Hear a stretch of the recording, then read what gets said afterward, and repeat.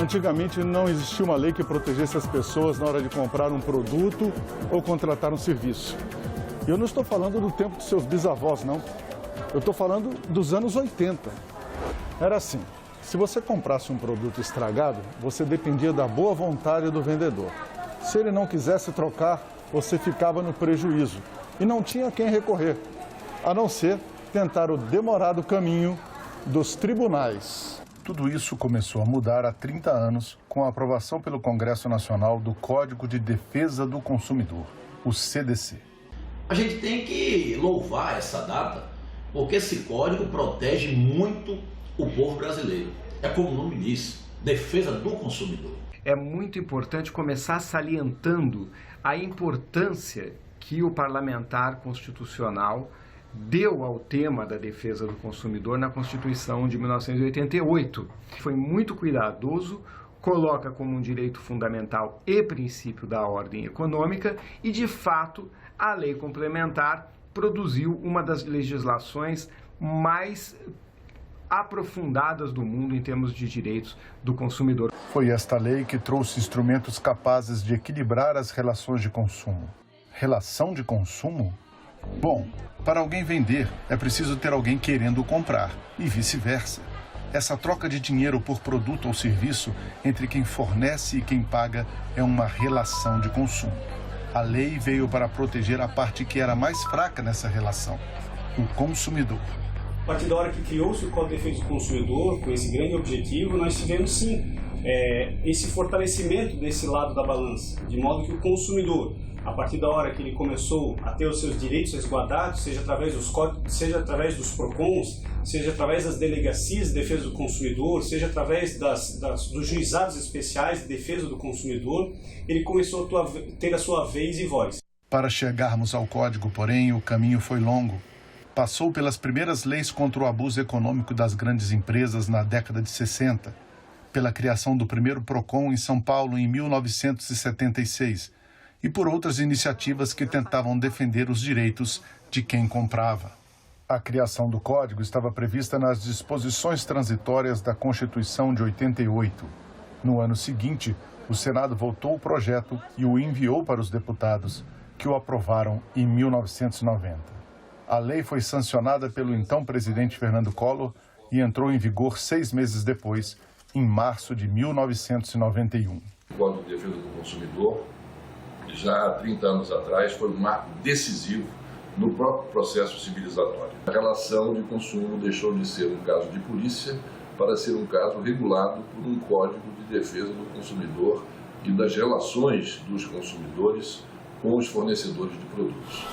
Naquela época, a nova lei deixou preocupados parte dos empresários e dos publicitários. Eles temiam que as novas regras pudessem atrapalhar os negócios ou a divulgação dos produtos. Mas a verdade é que existiam muitos abusos e o consumidor estava inteiramente desprotegido, exposto a coisas como contratos com cláusulas absurdas e a propaganda enganosa. Hoje, dificilmente um cidadão brasileiro não sabe que ele tem direitos, principalmente quando ele se sente lesado ou quando tem a sua saúde e a sua segurança colocada em risco em razão de violações aos princípios, aos valores que estão no Código de Defesa do Consumidor. As mudanças foram visíveis, literalmente. Antes do CDC, por exemplo, a maior parte dos produtos não trazia estampado nas embalagens seu prazo de validade. Equipamentos eram vendidos sem manuais de instrução. O código protegeu o consumidor contra a propaganda enganosa e deu a ele o direito de arrependimento, um prazo de 7 dias para desistir de qualquer compra. Também ficaram claras regras sobre garantias, devoluções, trocas e outros direitos que o brasileiro só começou realmente a ter com a nova lei. A partir do código, a qualidade dos produtos brasileiros foi melhorando, com a adoção de normas de segurança e de proteção já existentes na Europa e nos Estados Unidos. As regras de comercialização e divulgação se tornaram bem mais honestas e adequadas. E novas leis que vieram depois reforçaram ainda mais essa proteção ao consumidor. Mas o Código também trouxe um problema: uma enxurrada de ações na Justiça discutindo direitos do consumidor. a nossa principal crítica hoje ao Código de Defesa do Consumidor, que é um incentivo à judicialização dos problemas dos litígios de consumo. Das ações em andamento no país, cerca de 30% dizem respeito direta ou indiretamente a relações de consumo. Resolver todos os problemas de consumo por uma única via, que é a via judicial, traz um custo emocional e financeiro muito grande para o consumidor, mas também um custo financeiro grande para as empresas e, em última análise, para o país. Muitas mudanças ocorreram, mudanças nesses 30 anos de ordem comportamental, hábitos sociais, tecnologias, canais de compra. Tudo isso gera conflitos. Em todos os pontos de contato entre esses canais vão existir conflitos, pode ser conflitos de preço, promoção, troca, entrega, né? Isso tudo necessita uma nova visão sobre o assunto. O Código de Defesa não está preparado para resolver esse tipo de situações. Temos que trabalhar com mecanismos preventivos que não gerem, no consumidor o problema do superendividamento, que é um problema crônico no Brasil. Temos uma Escola Nacional de Defesa do Consumidor dentro da Secretaria Nacional do Consumidor, com cursos gratuitos para toda a sociedade, cursos que visam, inclusive, dar esse embasamento que é necessário para a educação financeira, para o conhecimento do consumidor. Soluções para esse problema existem. Uma delas, por exemplo, está dentro do próprio código. É preciso que nós tenhamos uma sociedade de consumo mais madura, que resolva os seus problemas, os seus dilemas, os seus litígios, com um rol mais amplo de instrumentos e não apenas a judicialização. Por exemplo, os métodos alternativos para soluções de controvérsias, como a mediação, em determinados casos, até a arbitragem. E, principalmente, um instrumento muito importante que aparece no finalzinho do Código, no artigo 107, que é a possibilidade das convenções coletivas de consumo. As associações de consumidores, como a Proteste, e associações de fornecedores, associações de empresas, cheguem a acordos, que terão força de lei uma vez registrados em cartório. Já há alguns anos que o Código de Defesa do Consumidor dá sinais de que precisava de uma atualização. A tendência é o país inteiro perder dinheiro com isso. Atrasos, soluções mal resolvidas, tudo isso necessita de uma revisão.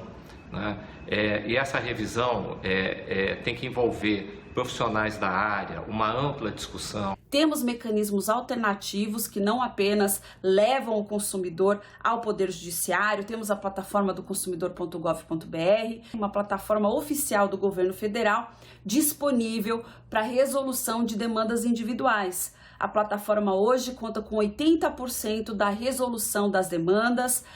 Com isso, nós temos um movimento importante de desjudicialização, ao mesmo tempo uma resposta mais rápida e eficiente ao consumidor. Ainda em 2012, o Senado fez uma primeira tentativa de modernizar o CDC para lidar com realidades como o então emergente comércio eletrônico e o hoje crucial desafio da gestão de dados. Hoje nós vivemos numa economia na qual os dados são a nova moeda.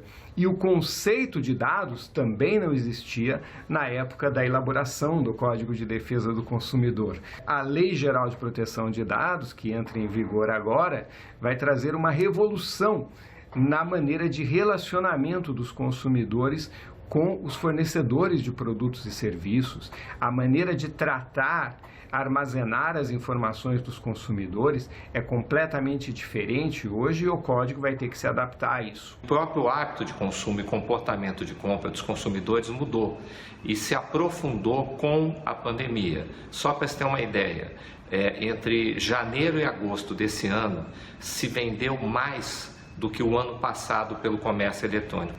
Hoje em dia estamos na faixa de 47 bilhões de dólares. O principal desafio que nós temos agora é o de atualizar e de aprimorar o Código de Defesa do Consumidor, tendo em vista das relações de consumo terem mudado bastante nos últimos 30 anos. Agora nós estamos na época do comércio, do e-commerce, do comércio internacional, estamos na época da internet das coisas, estamos na época do 5G, estamos na época da inteligência artificial, então essas relações de consumo, elas avançaram demais e para terrenos nunca antes possíveis de serem imaginados. Nós somos obrigados a tratar o e-commerce por analogia com a figura das chamadas televendas, que é o que existia há 30 anos atrás. Ela ainda é uma das mais avançadas do mundo. Obviamente ela tem anacronismos, nenhuma lei fica perfeitamente atualizada por 3 décadas.